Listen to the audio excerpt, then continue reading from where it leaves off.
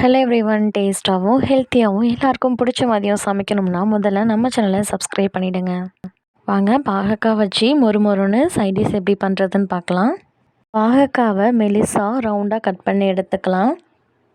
சில இடத்துல பிஞ்சு விதைன்னு சொல்லுவாங்க, அதெல்லாம் எடுக்க தேவையில்ல.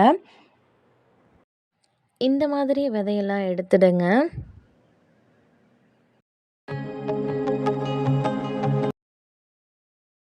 இந்த அளவுக்கு நல்லா மெலிசாக கட் பண்ணி வச்சுக்கலாம்.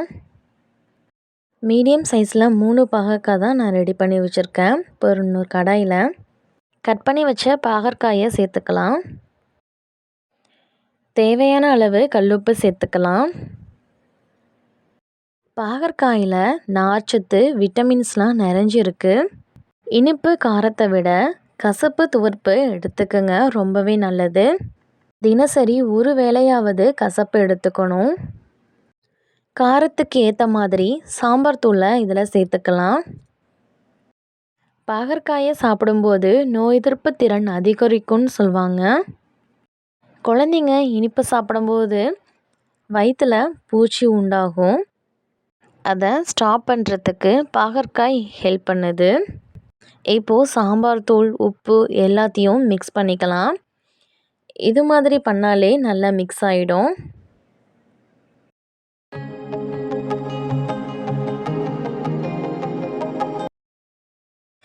இப்போது லைட்டாக ஒரு 3 டைமு தண்ணி தெளித்து விட்டுக்கலாம்.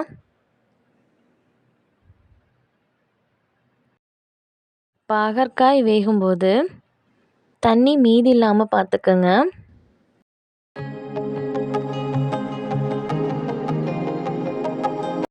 இப்போது ஸ்டவ் ஆன் பண்ணிவிட்டு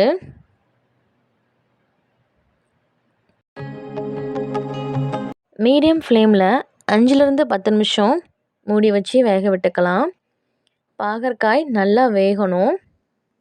இப்போது 1/2 டீஸ்பூன் அளவு விளக்கெண்ணெயை சேர்த்துக்கலாம்.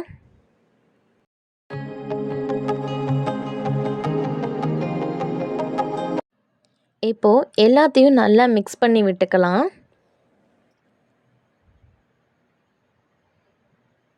பாருங்கள், இந்த தண்ணி கூட நல்லா வத்திடணும். பாகற்காயில் கசப்பு தான் ரொம்பவே நல்லது உடம்புக்கு. இந்த கசப்பை நாம் வேஸ்ட் பண்ணக்கூடாது.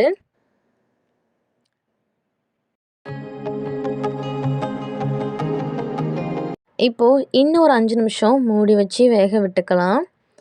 இப்போது பாகற்காய் நல்லா வெந்துடுச்சு. தண்ணி கொஞ்சம் கூட இல்லை. அவ்வளோதாங்க. ஒரு அகலமான தட்டில் எல்லாத்தையும் பரப்பி விட்டுக்கலாம்.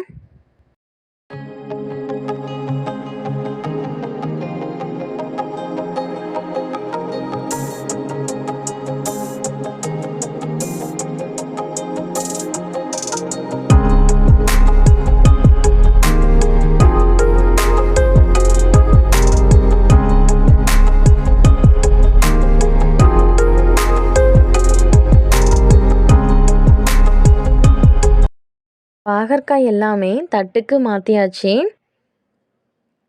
பாருங்கள், கொஞ்சம் கூட தண்ணி இல்லை. நல்லா வெந்ததுனால ஒரு நாளே போதுங்க. நல்லா காய வச்சு எடுத்தோம்னா இந்த மாதிரி மொறுமொறுன்னு வந்துடும்.